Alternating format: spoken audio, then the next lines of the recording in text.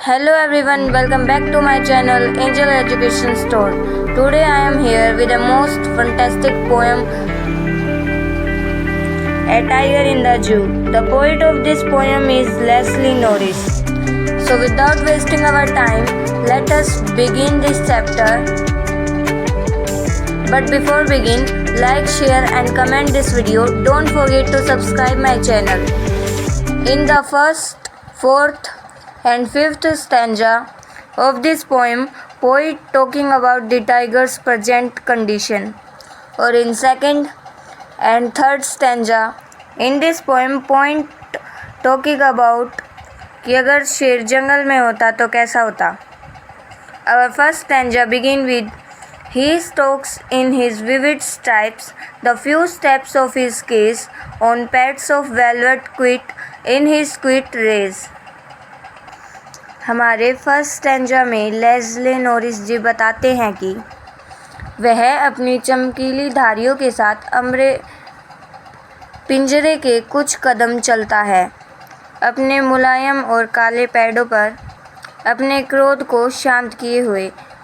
मतलब कि उसे बहुत गुस्सा आ रहा है. ओब्वियसली लोग उसको देखकर हंस रहे हैं, उसके साथ फ़ोटो खींच रहे हैं उसकी आज़ादी को छीनकर, पर अब वो कर भी क्या सकता है, वह तो पिंजरे में बंद है.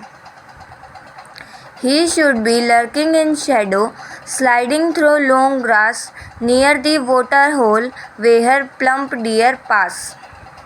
अगले स्टैंजा में कवि कहता है कि अगर वह फॉरेस्ट में होता तो वह छाया में लंबी घास में दुबककर पानी के गड्ढे के पास किसी हिरन के आने का इंतज़ार कर रहा होता. He should be snarling around houses at the jungle's edge, baring his white fangs, his claws, terrorizing the village.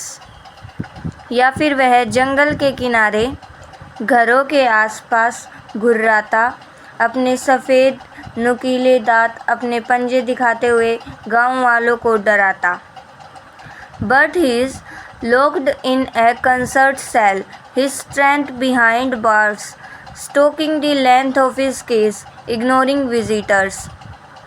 अब फोर्थ स्टैंजा में कवि टाइगर की प्रेजेंट कंडीशन के बारे में बताते हैं कि यह सब काम तो वह तब कर रहा होता ना जब वह जंगल में होता, आज़ाद होता, लेकिन वह तो ठोस कोठरी में बंद है. उसकी जितनी भी ताकत है वह सलाखों के पीछे ही है. जहाँ तक पिंजरे में वह घूम सकता है घूम रहा है और आने वाले लोगों को अनदेखा कर रहा है. He hears the last voice at night, the patrolling cars, and stares with his brilliant eyes at the brilliant stars. अब लास्ट स्टैंजा में कवि बताते हैं कि अब टाइगर रात में आखिरी आवाज़ सुनता है पेट्रोलिंग कार की, जो यह चेक करने आती हैं कि कोई एनिमल भाग तो नहीं गया है और उनके बारे में सूचना इकट्ठे करने आती हैं. फिर टाइगर अपनी चमकदार आंखों से चमकते हुए तारों को देखता है. तो इसी के साथ हमारी इस पोएम का एक्सप्लेनेशन ख़त्म होता है. मिलते हैं नई वीडियो में, तब तक के लिए take care and bye bye. Channel को सब्सक्राइब करना बिल्कुल मत भूलना.